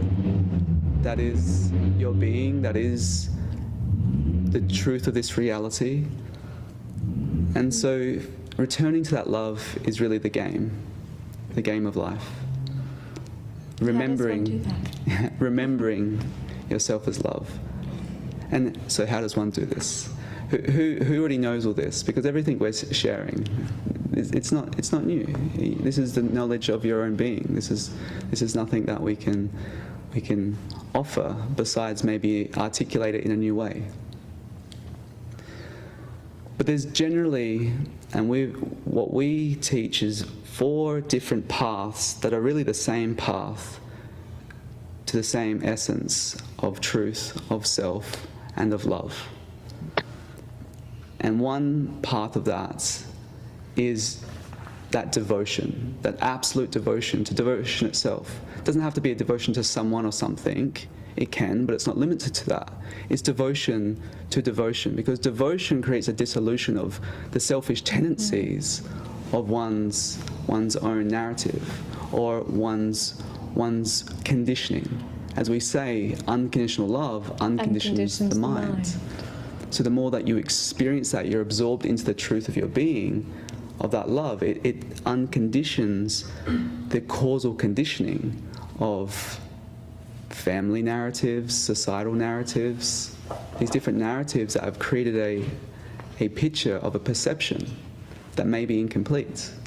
So devotion opens up the heart and allows the mind to come into the heart so you can have a greater respect for yourself and for others. And so again, it's that devotion which is the path of divine love in its expression. There's a path of divine service, where when one is in service to others selflessly, and you can make your life an offering, even if you have to do any tasks physically, you can make them an offering to something greater, an offering to your family. It can be an offering to spirits, it can be an offering to the earth. But when you make your life an offering, what happens is that the selfish tendencies of what do I get from life change into what can I give? What can I give to others? And there's this beautiful biofeedback loop that just fills you up. There's this beautiful positive experience that happens. The universe wants to support that. Yes, because... And so it does. Yeah, because we're all in that one continual expression of the true reality being unity. And so when you are unifying with that field, with that spirit, with that presence, with that truth, and you're demonstrating that with your actions, with your words, there's a fulfillment that comes back. And so that level of service, that divine service, no matter how small, no matter how grand, it's all supporting the whole. And one of the greatest service that can be done is to self-excavate. The inner excavation process. To look deeply under the hood. To go deep into the conditioning, go deep into the perceptual separation of fear. We call it light diving. Yes, instead of shadow walking, you can call it light diving. We call it light diving. Diving into the shadows to bring the light. Light diving, and I loved that.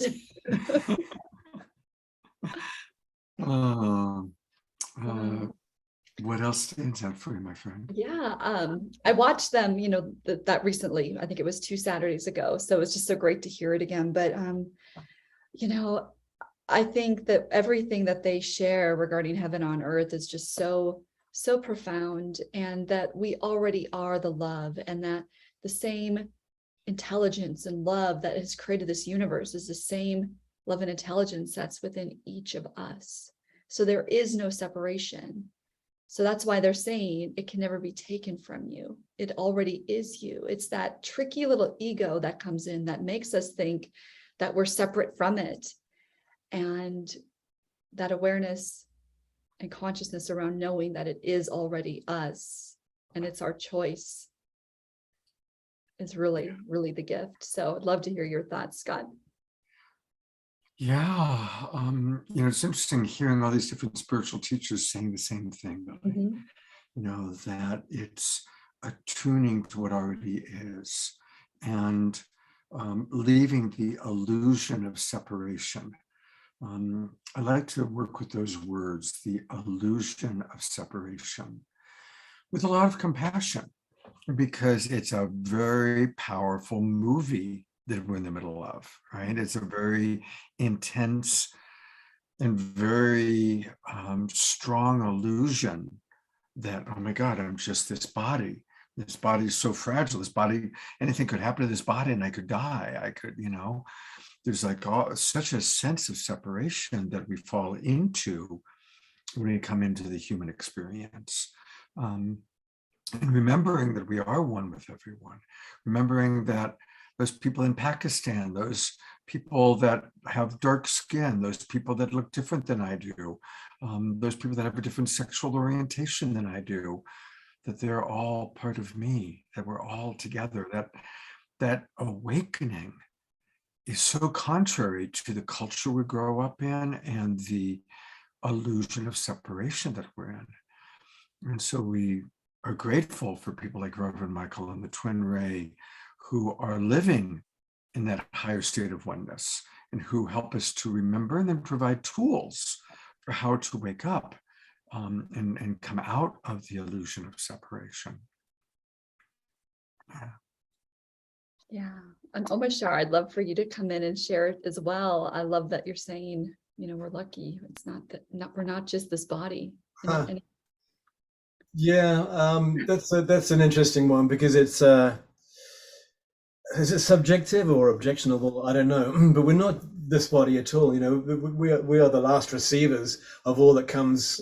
It doesn't even come down, as Reverend Michael was saying. It expands out from within, and the deeper and deeper I go into my practice, which is daily. I do my practice pretty much 24/7. It gets pretty exhausting. Occasionally I have to have a cheat day, but that doesn't often come. But I just notice that all of my energy comes from my inside, and there's another world within me which I have ignored for all these years, even though I've been searching for it all these years, and it was always right here in my heart.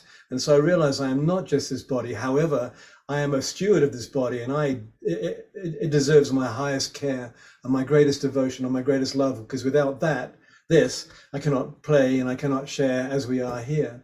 So and I'm also getting to understand that, as you were saying just earlier, Krista, in a different way, that we are a microcosm of the macrocosm. And if we don't balance out this heavy illusion that's happening now with our inner world, then we're kind of lost not forever, until someone else like Scott or Krista or Michael or the Twin Ray comes and reminds us, hey, come on, it's all right. We're all flying and we're rising together. So that's my $1 million insert in this moment.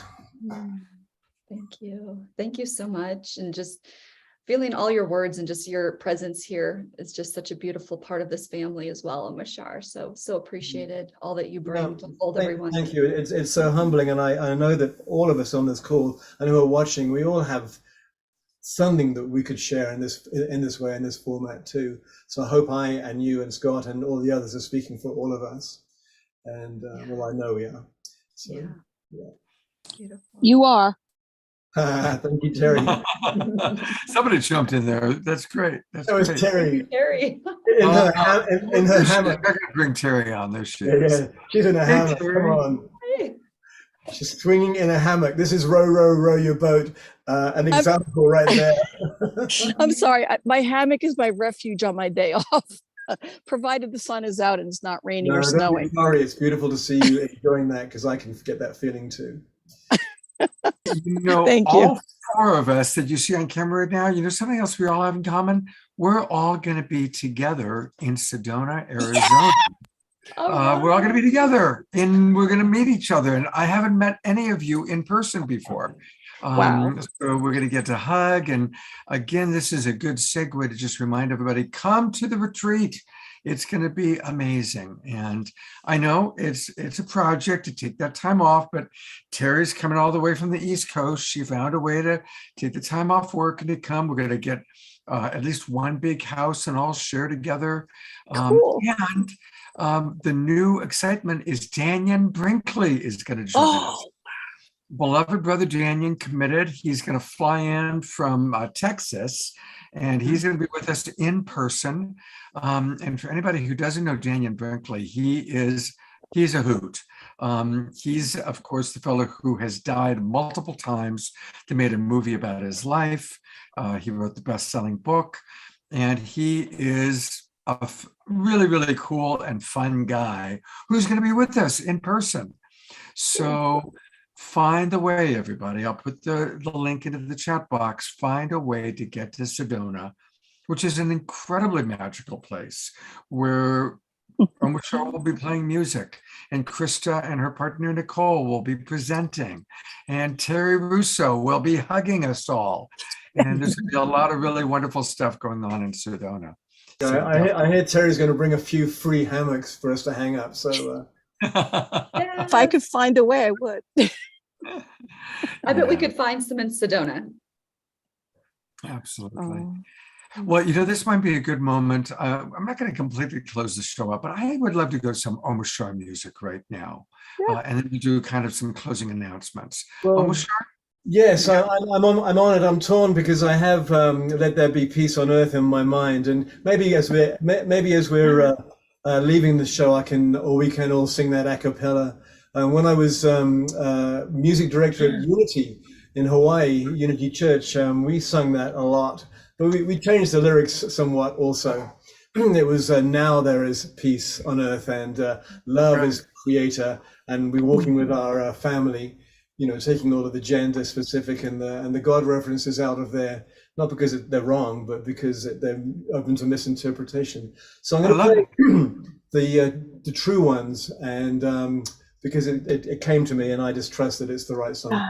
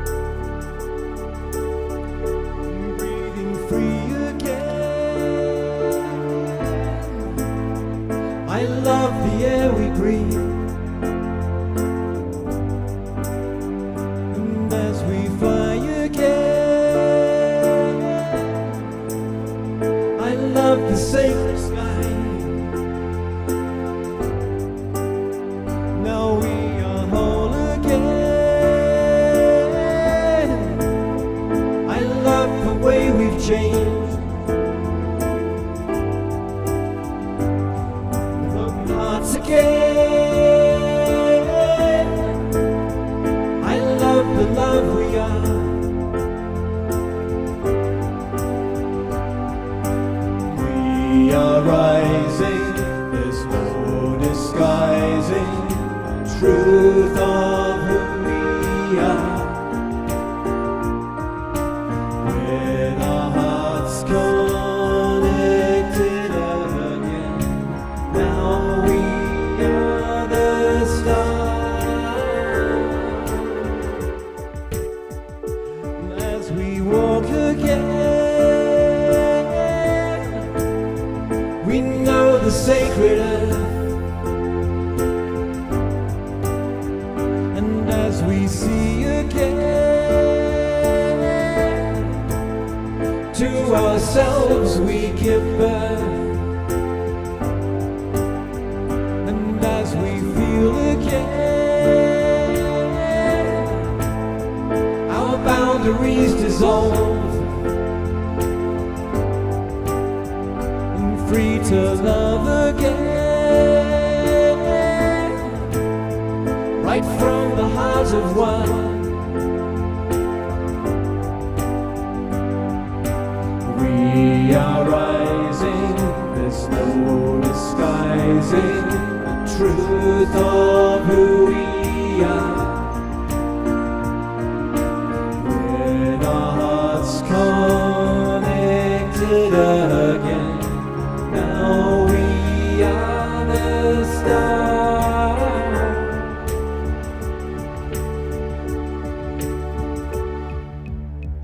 And now that we are home, and all is said and done, light can find its way through all the true ones, and broken hearts resolve into the song of life. And the song of life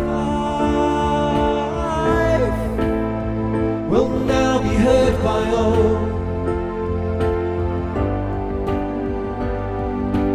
We are rising, there's no disguising the truth of who we are.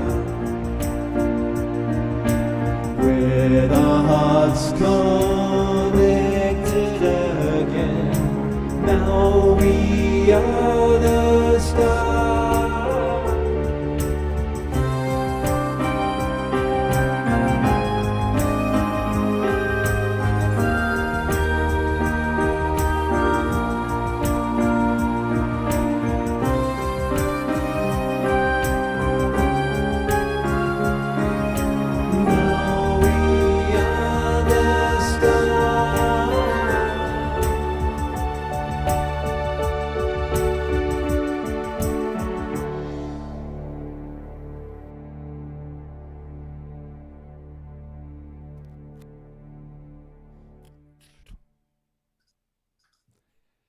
All hail Omashar. Yeah, that's the song from us all to us all, because we are rising.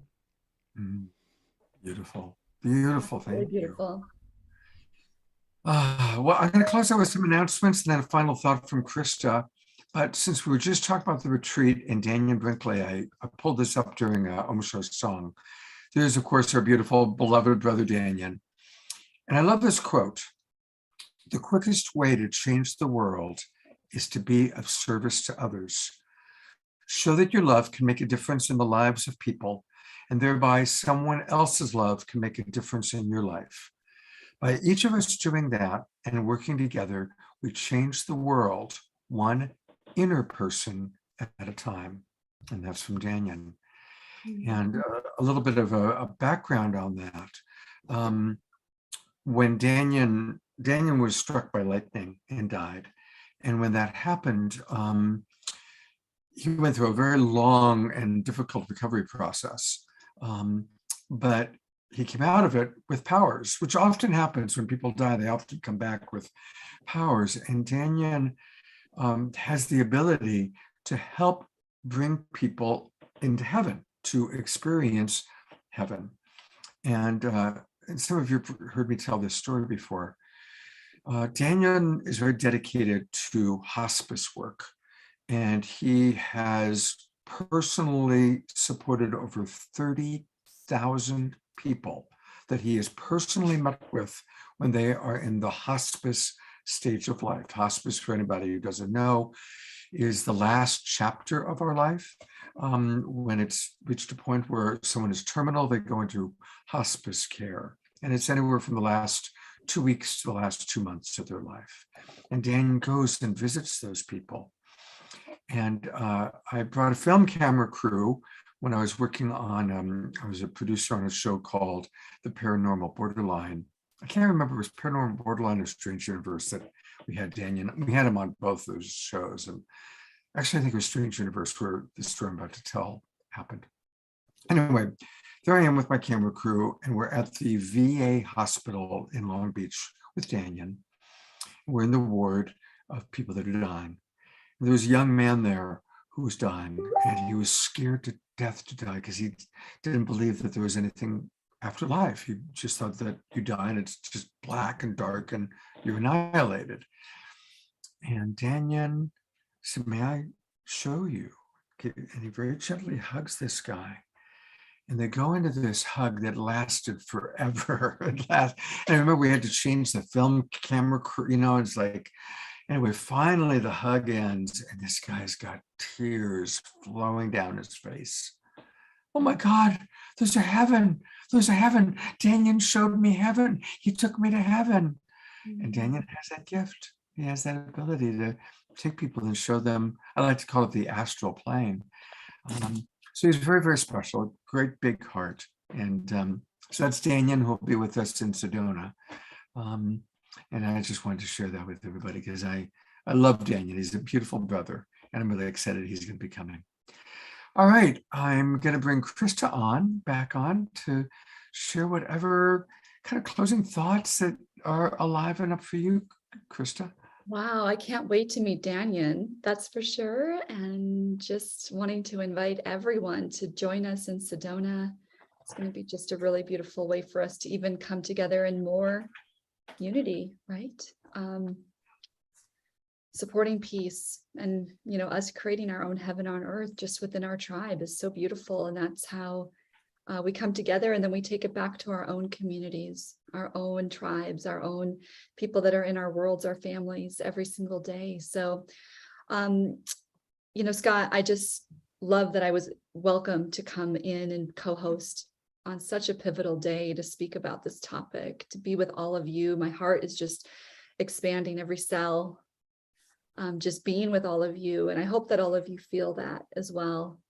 I think we're all sending that out and all receiving equally today. And Omashar, if there's nothing more for me to say today, it's just how you just really anchored that in with that song. Wow, that was absolutely beautiful. So I'm just sending everyone the deepest love for a beautiful Sunday, and just to go play in this energy today. Let's just celebrate, Sunday being that day of rest and play, to be just in the joy and the happiness of heaven on earth as it is us, through us, right? And of course, Peaceweek is happening now, and all of the plenaries and everything. And so sunshine and dipping in and out of Peaceweek. Yeah. Right? So, a few things, because I always love to do promotions. And in a moment, we're going to go to the 11/11 retreat that Krista is going to be involved in. But I was just reminded that, Omashar, you're involved with the End of Seeking conference. Yes, it's pure presence conferences, and they put out, they grew out of the Course in Miracles. And they, twice a year, they put on this phenomenal, it's all free. And it actually ends this evening. And I have played 3 concerts, 2 actually, one yesterday, one the day before, mini concerts, and one tonight at the closing ceremony, 8:30 p.m. Eastern time. And so jump in there if you want. I'm just kind of, gives us a chance to see what else is happening in the world simultaneously. There's so many of us who are devoted to our upliftment and our awakening. And this is another really integrous group. And so thank you for sharing that, Scott. And how do people, they can actually use the link that you sent, and that's how they Just use a link, and you just register, and you'll still get the afternoon's free talks if you want, or you can just register and they'll give you the Zoom in, and then you can just see me playing a few songs. I haven't decided what it is to play yet. It's usually the collective of the group that I'm playing to that dictates the songs that need to be sung. And someone needs to hear something at a certain time, and so Spirit guides me to that. Beautiful, beautiful. And Krista, I want to remind people that just move to Sedona. That's what I'm doing this fall. Because we've got, of course, our retreat October 21st to the 25th, and we're going to do some things after that. Then it's the Illuminate Film Festival the next weekend, which I'm going to be helping to host, and we're going to do a whole Awakening World thing on that. And then it is your retreat.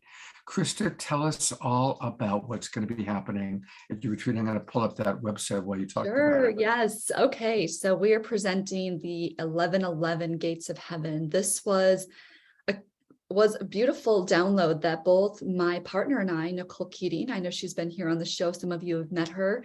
She and I are in co-creation, just 51 days away. There she is, creating a community of heaven on earth where we are coming together, where we are bringing in together all the healers and guides and spiritual seekers and supporting one another in this beautiful consciousness and knowing that we don't have to do it alone. So really over the 1111 Gateway this year, anchoring that in, because like this website says, we are in this huge time of change on this planet. And if you visit the website, Gates of Heaven 1111, you'll see all these bullets of things that you'll receive as well.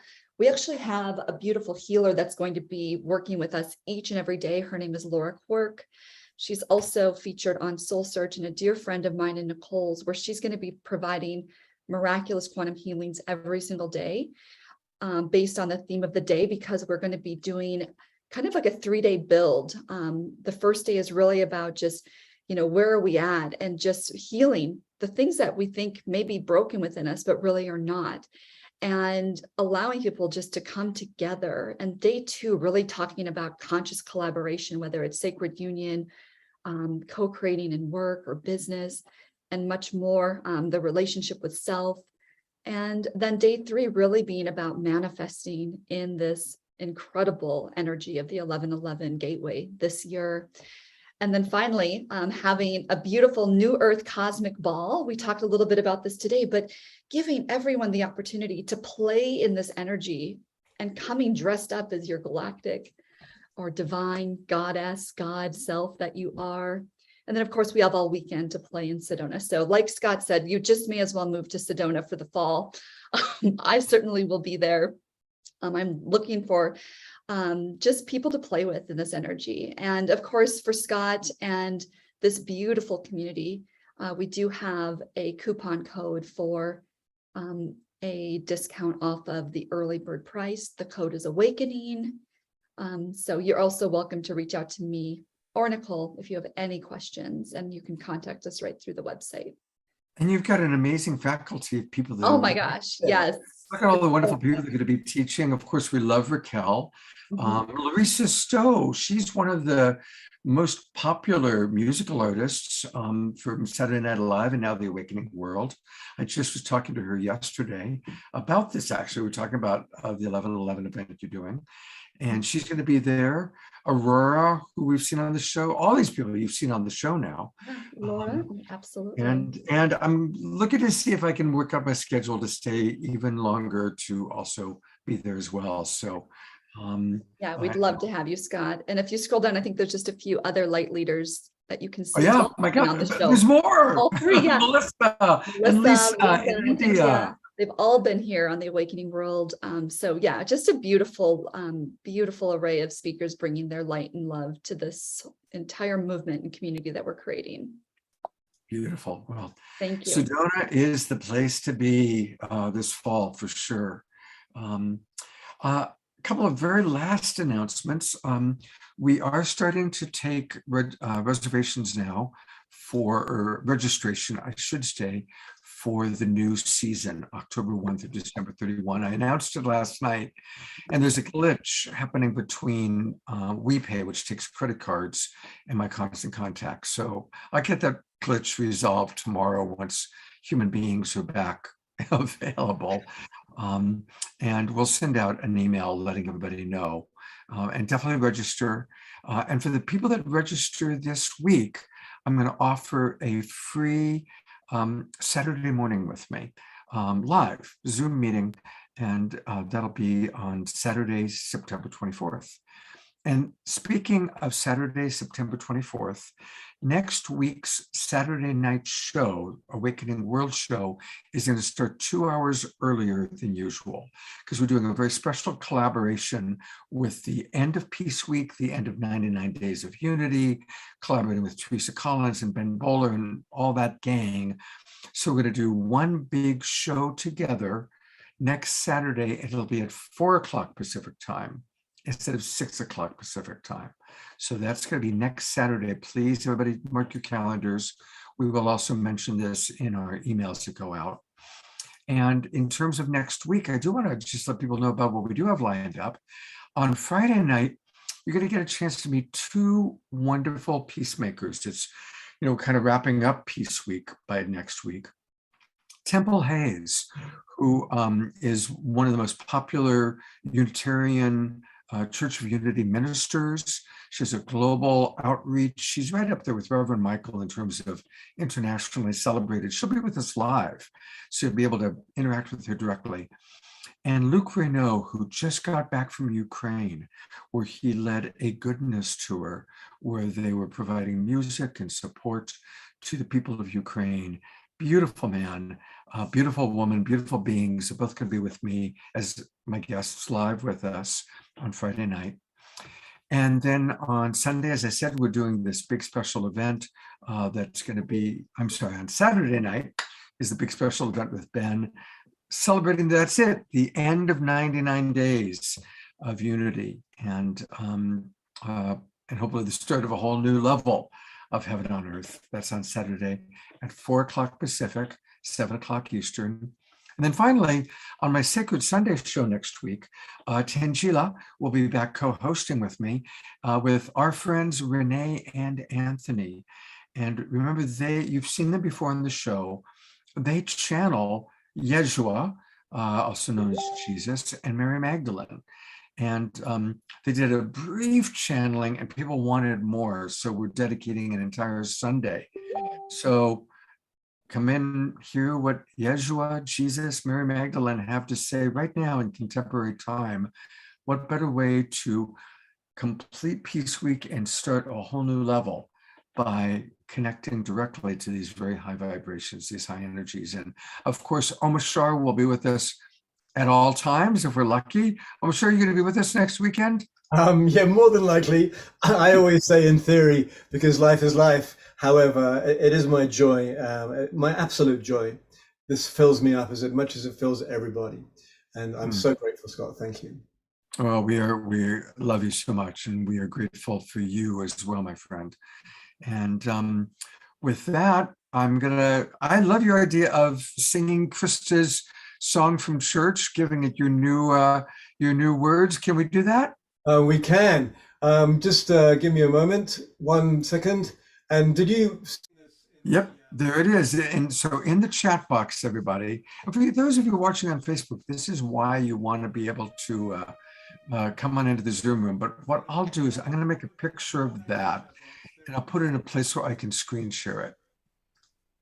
And it's the slightly new words. Can't hear you. We can't hear you.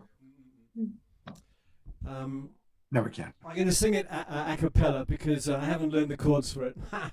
Really, Omashar? That's true. So, are we ready, everybody? Hold on 1 second. Let me. Yes. Give me 1 second. I want to make this nice and easy. Okay.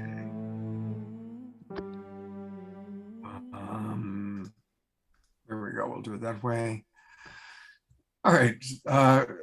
Let me know. Does this show up? Hang on. If I do it, I'm just getting this ready so that. No, that's not going to work. I'm